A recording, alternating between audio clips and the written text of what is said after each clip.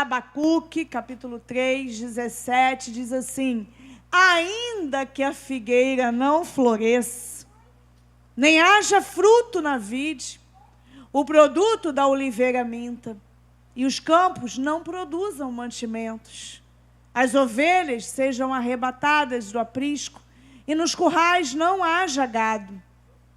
Todavia, mesmo que aconteça isso tudo, mesmo que o Brasil não ganhe, mesmo que estejamos tristes por isso, porém, contudo, todavia, eu me alegro no Senhor.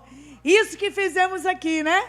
Cantamos, exaltamos o Senhor, nos alegramos nele, exulto no Deus da minha salvação. Ele é o teu Deus, Ele é o Deus da tua salvação, nele que você pode se alegrar, nele você pode ter a paz que você tanto pede, tanto quer. Aleluia, glória a Deus. Israel nesse tempo caminhava em escassez, em crise econômica, em insegurança nacional, né? E nós lemos aí o que Abacuque escreve nesse momento aí, nesse momento de perda, de um jogo perdido, né? Ainda que, nós nos alegraremos no Senhor, porque Ele é o Deus da nossa salvação. Quando Ele diz, ainda que a figueira não floresça, Ele está dizendo, mesmo que aquilo que me dá esperança desapareça da minha frente, mesmo que eu perca essa esperança, mesmo que na minha mente, nos meus olhos esteja tudo perdido, ainda que, todavia, eu me alegro no Senhor. Mesmo que esteja tudo perdido na nossa vida, mesmo que circunstâncias tentam nos parar, né? Circunstâncias tentam nos paralisar. Mais do que parar, é paralisar. Né, pastor Ulício?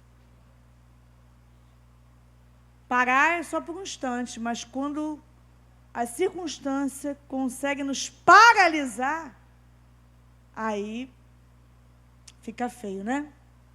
Porque a gente consegue ter alegria no Senhor, mesmo estando tudo ruim, né?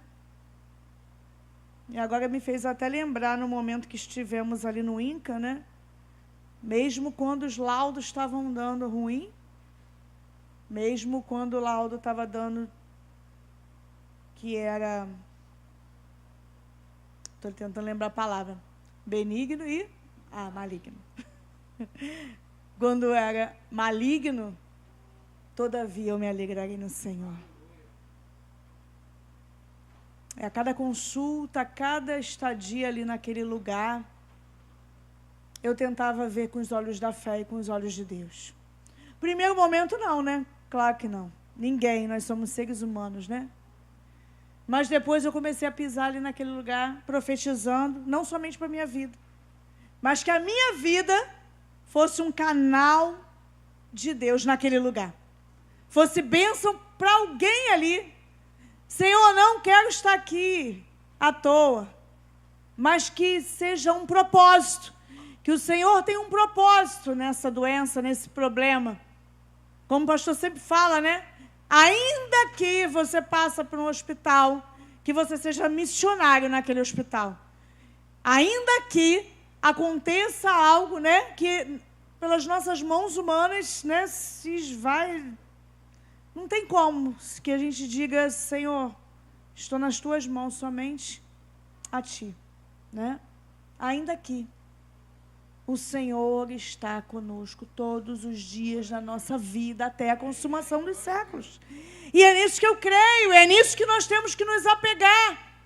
Ainda que dê tudo errado, nós estamos com o Senhor e temos Ele para governar a nossa vida, a nossa casa. É dele, tudo é por Ele. Porque dele, por Ele, são todas as coisas. Não é só na alegria, na tristeza também, em todos os momentos.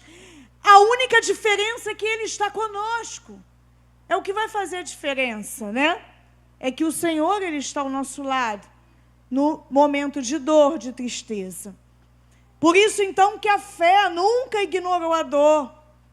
A fé somente se recusou a deixar que a dor tenha a última palavra. Glória a Deus por isso.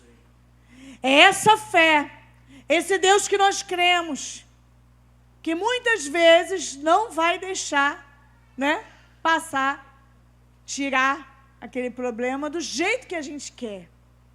Mas para dizer, problema, dor, circunstância, não é você que tem a última palavra.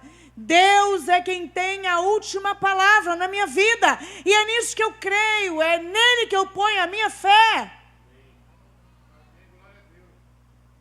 E tem uma passagem que fala que a fé vem pelo ouvir, e ouvir a palavra de Deus. Não é ouvir qualquer coisa, não é ouvir, aquele que quer te derrubar, mas é ouvir o que Deus tem para nos falar e nos conduzir. Ele que vai conduzir, deixa Ele fazer, deixa Ele conduzir. Que nós venhamos apenas a fazer o nosso papel, que é clamar. Se o Senhor diz que nós temos que clamar, que nós temos que orar e jejuar, nós vamos fazer incessantemente. Senhor, eu não sei qual é a resposta. Senhor, eu não sei o meu amanhã. Mas o que eu sei é que o Senhor está no controle de todas as coisas. E é nessa fé que eu coloco. Aleluia. Ele é quem tem a palavra final na nossa vida. E o que fazemos então, quando perdemos? Primeira coisa é que derrotas humanas não cancela os propósitos de Deus. Você crê nisso? Eu também creio. O propósito de Deus é bem maior. Os sonhos de Deus para a nossa vida são bem maiores. Os planos dele são bem maiores do que os nossos. Aleluia! Glória a Deus! Ele não encerra os propósitos dele. Josué perdeu a liberdade, foi preso. Davi perdeu anos fugindo. Os discípulos perderam a esperança na sexta-feira, não é? A perda não é o fim. Glória a Deus por isso. E hoje, que nós passamos hoje, o Brasil pode ter perdido o jogo, mas o Brasil não saiu das mãos de Deus. O Brasil continua sendo do Senhor. Por isso, não deixe de colocar sua blusa, não.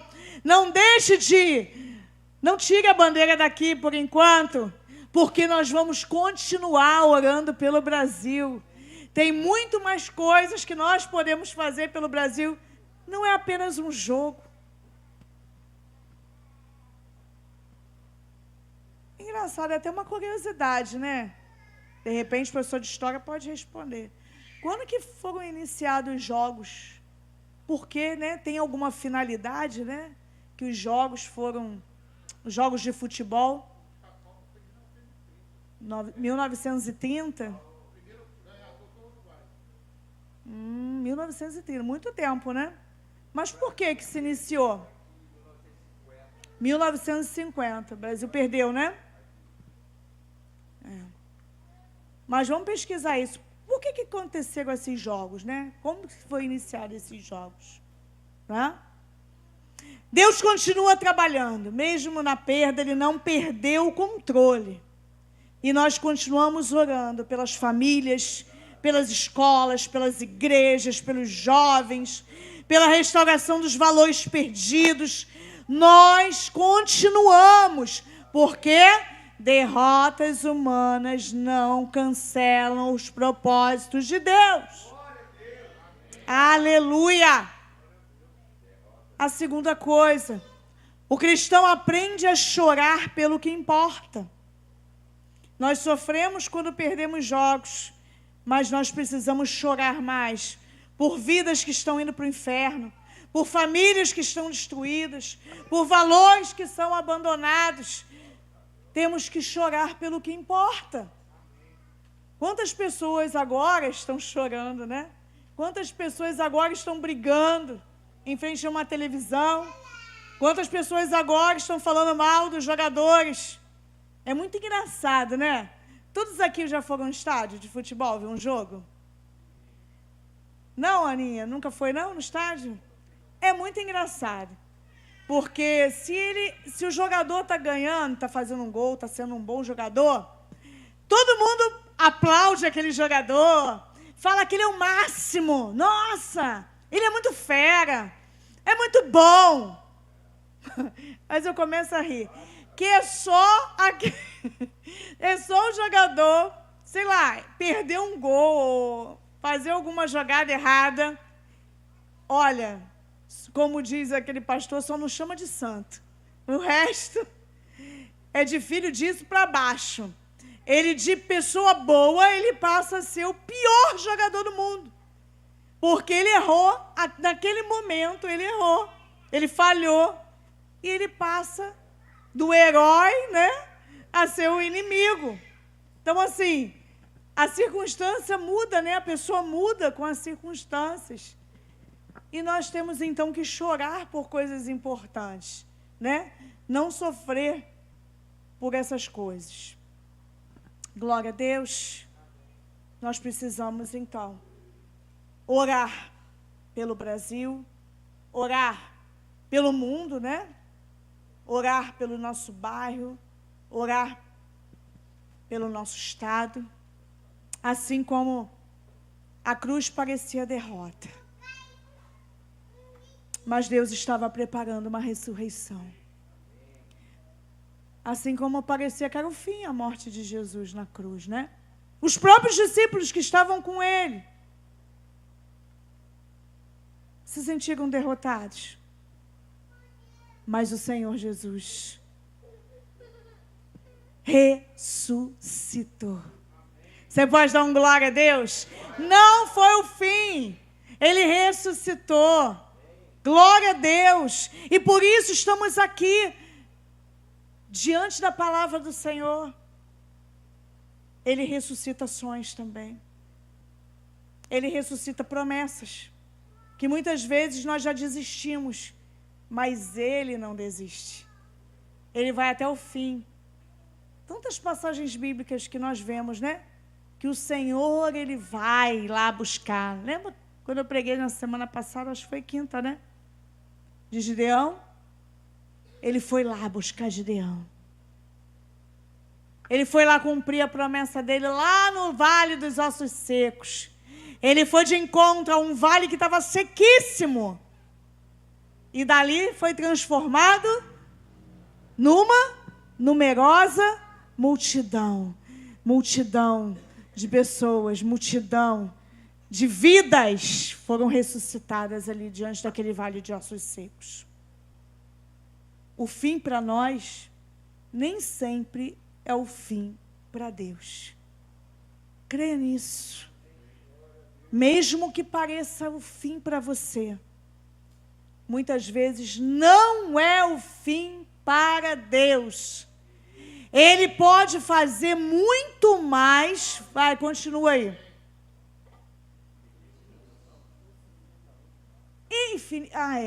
Essa palavra é fortíssima, né? Desculpa, deixa eu voltar. Ele vai fazer infinitamente mais daquilo que pedimos ou que pensamos. Ele pode fazer. Então, creia nisso. Creia nessa palavra. Se hoje houver tristeza, houver choro, creia que o Senhor pode transformar o seu coração. Que o Senhor pode transformar através da sua oração. Por isso nós vamos clamar. Amém? Derrotas humanas não cancelam os propósitos de Deus. O cristão aprende a chorar pelo que importa. E é o que nós vamos fazer nessa noite, nessa breve palavra. Nós vamos clamar. Nós vamos clamar pelo Brasil, nós vamos clamar pela nossa vida, nós vamos clamar pela nossa casa, nós vamos clamar pela nossa família, crendo que o que mais importa está diante dessa mesa aqui, ó. Quando nós trazemos à memória o que nos dá esperança, E o que nos dá esperança é o Senhor. Ele que morreu na cruz do Calvário. E hoje nós trazemos a memória. Tomando do pão, tomando desse suco, em memória de mim. Fazer isto todas as vezes, em memória de mim. Glória a Deus. O Senhor vai dar ao Brasil muito mais do que títulos. O Senhor dará ao Brasil arrependimento, esperança, restauração de vidas, porque muito mais do que uma pátria terrena, existe uma pátria eterna. Glória a Deus por isso. E nós vamos orar pelo Brasil e dizer, Senhor, começa essa vitória dentro de nós. Senhor, faz através de nós. Através de nós.